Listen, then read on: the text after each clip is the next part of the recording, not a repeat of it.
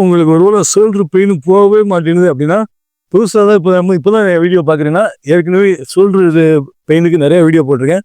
அதை பாருங்கள், யூடியூப்லேயோ ஃபேஸ்புக்லேயோ. இதையும் ட்ரை பண்ணி பாருங்கள். பர்சனலாக எனக்கு நான் ஜிம்மில் எக்ஸசைஸ் பண்ணுறதுனால அடிக்கடி இந்த ஷோல்டரில் பிரச்சனை வரனால இது பண்ணும்போதும் செம்மையாக ரிசல்ட் வரும்.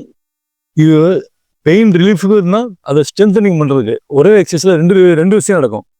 அந்த பெயின் நல்லா ரிலீஃப் ஆகும், ஸ்ட்ரென்தன் ஆகும். அதாவது அந்த ஏரியா வந்து நல்லா ஸ்ட்ராங் ஆகும். அதுக்கு என்ன செய்யணும்னா, இந்த மாதிரி செவுத்துல இருந்துங்க, செவுத்தை பிடிச்சிக்கிட்டு, இது இப்போ நான் நேரம் நிற்கிறேன்ல, என் காலை என்னோட ஸ்ட்ரெயிட் பொசிஷன் வந்து ஒரு ஸ்டெப்பு பின்னாடி, ரொம்ப இல்லை, ஒரு ஸ்டெப்பு பின்னாடி வந்துடுங்க. இப்போ நான் என்ன பண்ணுறேன், கையை மறக்காமல் அப்படியே முன்னாடி போகிறேன், அப்படியே பின்னாடி வரேன். மேக்ஸிமம் எவ்வளோ முன்னாடி போதோ அவ்வளோ முன்னாடி போகிறேன். எவ்வளோ என்னால் முடியுது. அடுத்து என்னால் எவ்வளோ பின்னாடி வர முடியும் அவ்வளோ பின்னாடி பண்ணுறேன்.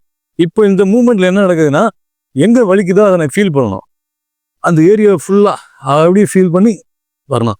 எங்கேயுமே நிற்க தேவையில்லை. அப்படியே முன்னாடி வாங்க, அப்படியே பின்னாடி வாங்க, அப்படியே முன்னாடி வாங்க, அப்படியே பின்னாடி வாங்க.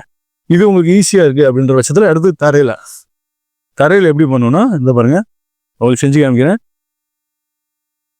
தண்டால் போடுவோம்ல, அந்த தண்டால் பொசிஷன் வாங்க. அங்கே என்ன செஞ்சீங்களோ அதே தான். அப்படியே ஃபுல்லாக கீழே வாங்க, அப்படியே ஃபுல்லாக மேலே வாங்க, ஃபுல்லாக கீழே, ஃபுல்லாக மேலே, ஃபுல்லாக கீழே, ஃபுல்லாக மேலே, ஃபுல்லாக கீழே மேலே. ஃபீல் பண்ணுங்க. அந்த வலி எந்த வலிக்கு தான் ஃபீல் பண்ணுங்க. ஃபீல் பண்ணி பண்ணுங்க. ஆச்சா? இல்லை செஞ்சு பாருங்க, செம்ம ரிசல்ட் வரும். தேங்க்யூ.